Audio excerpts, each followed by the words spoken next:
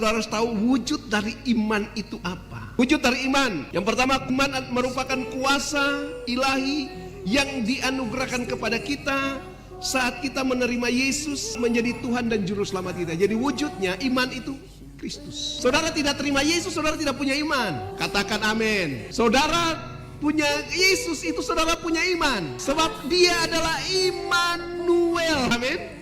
Allah menyertai kita. Jadi kalau saudara punya iman, saudara sedang tahu Allah ada di dalammu. Itu yang pertama wujudnya. Yang kedua, iman merupakan the things atau sesuatu material yang berguna untuk membuat kita bisa hidup saleh tadi itu.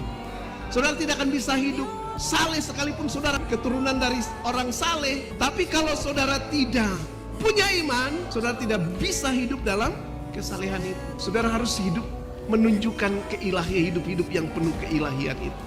Ya kan? Iman merupakan material ilahi yang ditanam dalam indera rohani kita untuk mengenal Tuhan dengan sempurna karena pengalaman pribadi kita dengan Tuhan. Jadi iman itu harus ada. Iman tanpa perbuatan itu mati kan? Jadi iman itu disertai dengan pengalaman-pengalaman kita, pengalaman-pengalaman perjumpaan kita dengan Tuhan. Iman merupakan material ilahi yang membuat kita mengenal dan mengetahui panggilan Tuhan atas kehidupan kita.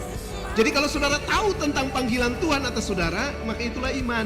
Jangan bilang iman, saya punya iman tapi saya tidak tahu panggilan Tuhan dan tujuan Tuhan atas saya. Halo, panggilan Tuhan itu wujud dari iman kita. Dan saudara tahu tentang iman, saudara tahu tentang panggilan Tuhan atas hidup kita, maka itulah iman. Yang kelima, iman merupakan material yang membuat kita mengenal dan mengalami kuasa yang ajaib dan mulia. Kalau itu baru saudara mengalami mujizat, mengalami kesembuhan, ya kan, kuasa Tuhan menjamah hidup saudara karena iman. Itu adalah selama ini yang kita diajarkan. Saudara kalau punya iman baru saudara mengalami mujizat. Itu kesekian. Amin.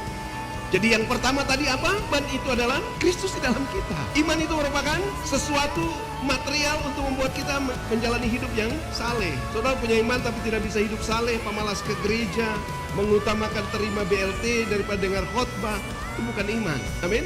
Iman merupakan material ilahi yang ditanam dalam indera rohani kita sehingga kita mengenal Tuhan dengan sempurna karena pengalaman pribadi kita. Indera rohani tadi, jumlah indera rohani itu yang buat kita peka terhadap hal-hal ilahi. Iman merupakan mengenal Tuhan dan mengetahui panggilan Tuhan atas hidup kita. Yang kelima, iman merupakan material ilahi yang membuat kita mengenal dan mengalami kuasa yang ajaib dan mulia. Saudara, oke, lalu yang terakhir, iman merupakan kualitas hidup yang dikehendaki Allah untuk dapat memanifestasikan kehadiran Allah di muka bumi. Jadi kalau saudara punya iman itu, waktu saudara hadir di suatu tempat, Allah juga hadir di situ. Amin. Jangan bilang beriman tapi kau hadir di situ, setan juga hadir. Amin. Kau hadir di situ, kerusuhan terjadi di situ, itu bukan orang beriman. Orang beriman hadir kalau suasana kacau tiba-tiba damai. Itu orang beriman. Itu manifestasi dari iman. Jadi iman itu punya wujud, bukan sekadar ngomong-ngomong. Jadi iman itu dasar. Saudara sudah punya iman, baru kemudian nanti ditambahkan kepada kebajikan. Nanti besok baru kita bahas tentang kebajikan, tentang pengetahuan, penguasaan diri. Pada penguasaan diri, ketekunan.